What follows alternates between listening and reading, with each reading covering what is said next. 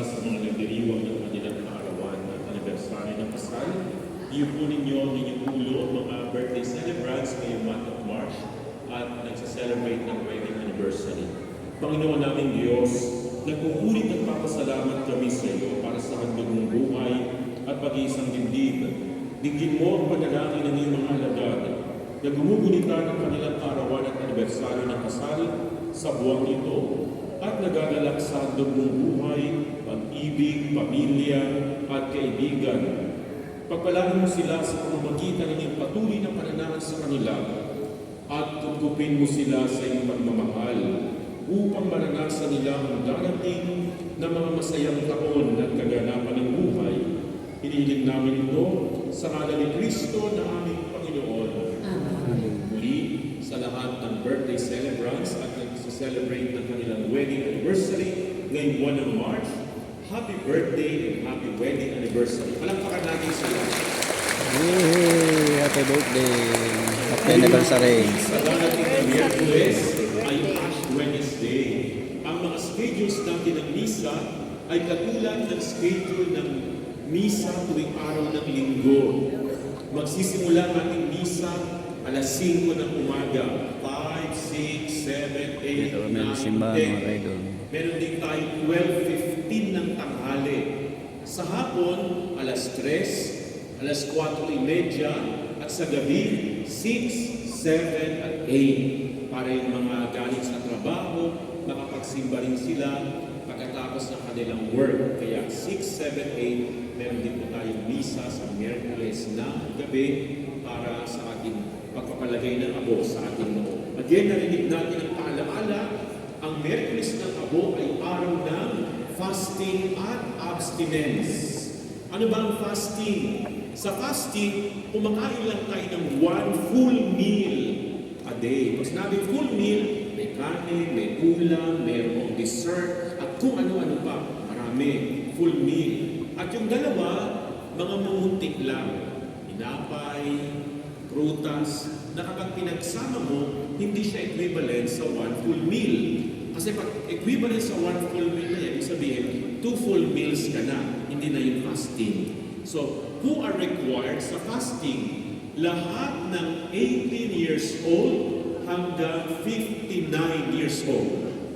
Ang mga senior citizen, exempted. Ang mga buntis, exempted. Ang mga may sakit, diabetes, exempted. Ang mga construction workers, exempted. Kasi baka mahilo sila palaglag na sa building, ano? So, yun po yung fasting. At abstinence. Ang abstinence naman ay hindi pagkain ng karneng baboy, baka at manok. Ano lang ang pwede? Isda, gulay, Bawal kumain ng manok, baboy, baka. amphibians. Father, ano yung reptiles at amphibians? Bawal ka na kumain ng manok. Ahas, bayawa, Naku po. crocodile, Yan. Pwede. palaka.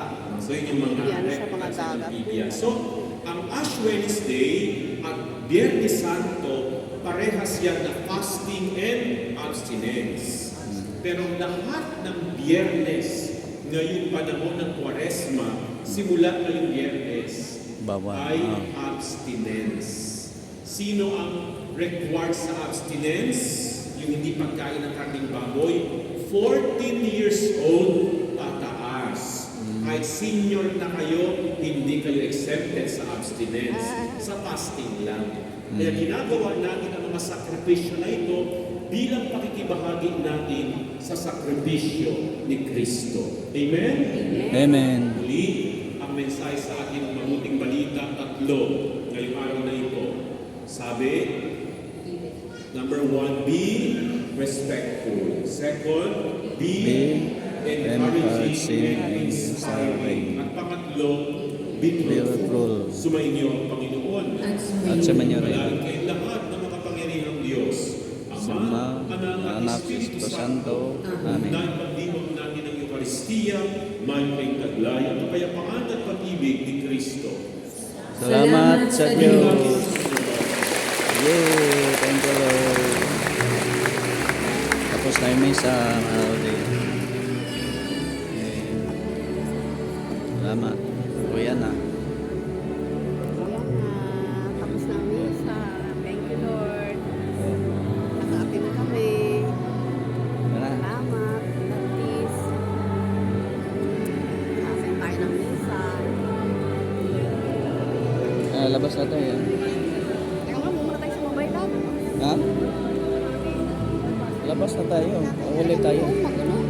May ipon ka. Ang dami ng simba. Tapos na yung simba, mga idol. Thank you, Lord. Mauwi na kami. Nakapit kami ng misa. Thank you po. Mama Mary, malimit Panginoon sa Kristo. Daan dyan. Ay, salamat po. Sana kayo may simba pa uli. May maupo. Ha? May maupo pa dito. May simba uli. Alas 8. Kung alas 8, alas 9. Sana. Uwi na kami, mga idol.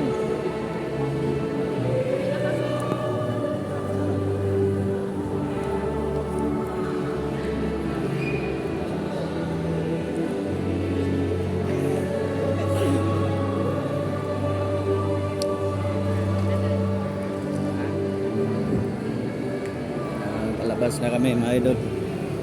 Eh, papasok naman yung iba. Simba kami. Magsimba ng alas 8, alas 9. Hindi ka tulad ng nakaraan. Late kami. Dalawa. Thank you. God bless you.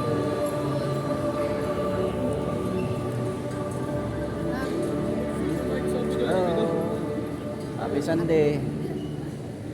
Ah.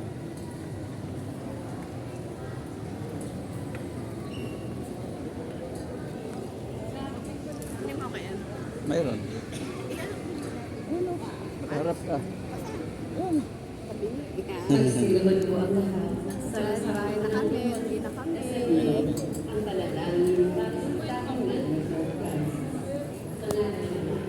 Dito tayo. Kami lumulubog sa iyo.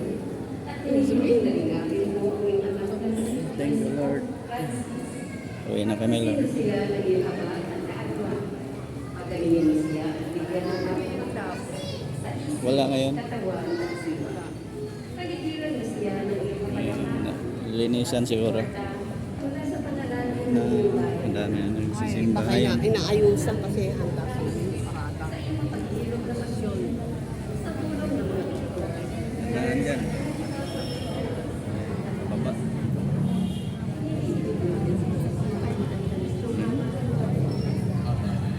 Maria, mapapagano sa mga Dami nagsimba ngayon, mga ka-idol. Marami. Tao.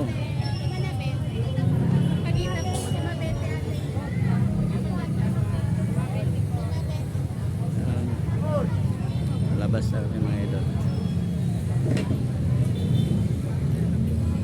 Okay.